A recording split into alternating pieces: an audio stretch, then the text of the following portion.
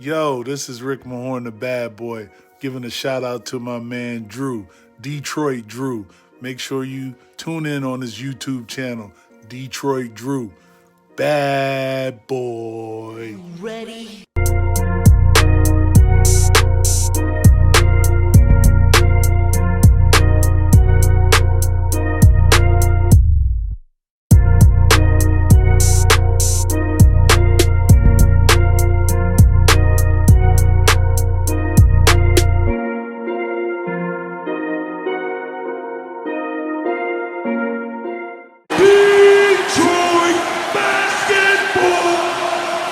Yo, peeps, how's it going? Let's start Monday off with a good one.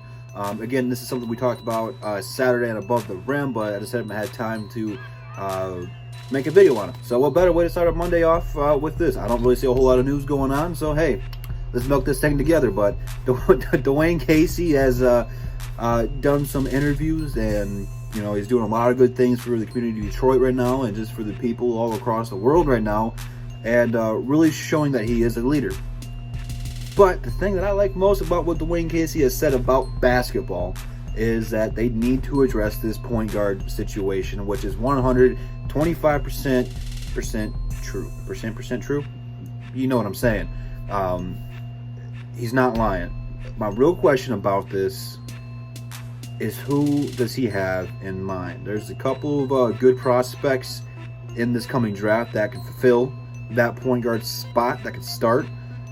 My real question about the prospects is, outside of LaMelo Ball, are the rest of the prospects going to be able to start day one?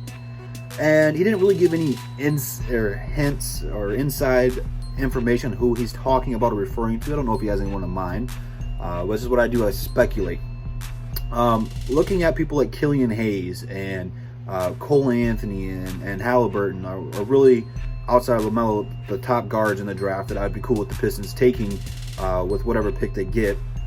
I just don't know if they'd be ready to carry the weight of what a starting point guard is supposed to do, because it is really hard to get a good starting point guard. And I think LaMelo, he's going to have a up and down season wherever he goes. He's going to have games where he's going to look fantastic. There'll be games where he's going to struggle. It's called being a rookie. It's just going to be tough to hand somebody that is going to be not as talented as LaMelo, not as gifted as LaMelo, the keys to the offense that's soon. There's a couple things that if they went with the draft route, again, this applies to anybody who they would take as a rookie point guard, you're going to have a few things here, man. You're going to have a Derrick Rose backing you up, who's going to be giving you pointers and like being a leader that way. Plus, you're going to have a healthy Blake Griffin, which, when he's out there, our offense kind of goes through him, unless Dwane Casey's going to change that, which I think he absolutely needs to. You're going to have two shooting guards in Mihailuk and Luke Kennard, who need to get more touches and get more shots up. Even if they're not going in, they need to be taking a ton of shots a game, because when they get hot, man, they will be unstoppable. Then you're going to have a couple good young power forwards, or small forward in Seku's case, and Christian Wood, who have a lot of promise potential. We have to re-sign Christian Wood for this one to be true. But they're going to have some talent. So it's not going to be all on them. What we're looking for in a point guard is to be become a leader. If you go to the draft, they're not going to be a leader yet. They have to learn how to do so. But to orchestrate that and kind of combine all that together. And with the rookie, even for LaMelo, if like I said, I'm high on LaMelo. I know a lot of you guys aren't. It's going to be tough for them to come in and kind of fill that role. But over time, I think this will be a good season for whoever we take in their progress. Now, if we're going to go in free agency and fill this, which not a fan of, there's not a whole lot of point guards in there who should be starting for good teams. Two popular ones that I hear about are Van Vliet and Kyle Lowry, in terms of the fan base of wanting to go out there and get them in free agency. Now, I'm not a huge fan of either one of those guys, and that's because I'm looking at them coming to my team. They're both good players, both good guards.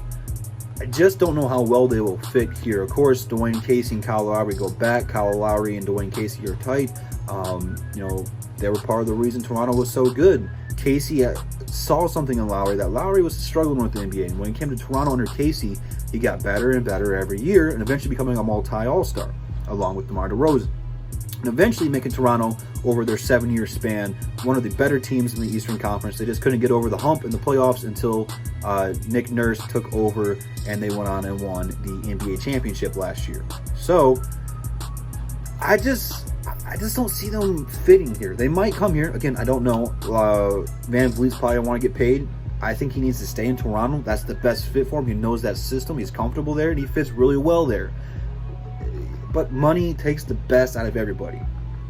People chase money. Again, I'm not saying Van Vliet shouldn't. You know, he's earned the right to. He's got a ring. He's got really nothing else to prove. But you take a big payday like that somewhere else, there's going to be a lot more pressure on you. And if you don't pan out, you're looking at another Reggie Jackson player where it just never clicked. In Kyle Lowry's case, he's older.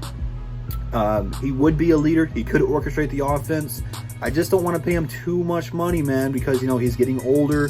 I don't want to be tied down with that. And if we are going to a rebuild, I would much rather go out and get a young point guard and groom him, if you know what I'm saying.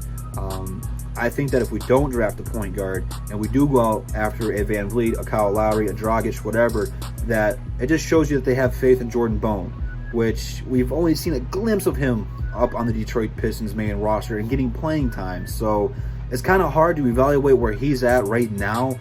In the few games we did see him play with the Pistons, he struggled, but he would go down to Grand Rapids and just kill it. So we got some promise and some young talent at the guard position.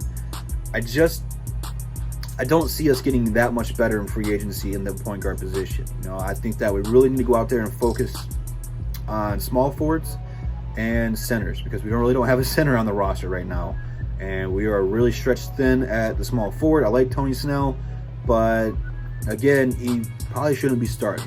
There's obviously way more talent out there. He's a good player to come on off the bench. Maybe Sekou will take a big jump and become a solidified starter under Dwane Casey. I hope that's the case. But in terms of this point guard, man, I'm just glad the Pistons have acknowledged that they need to do so. Just the last few years, man, we just haven't had that. And a lot of it's been Reggie Jackson being hurt.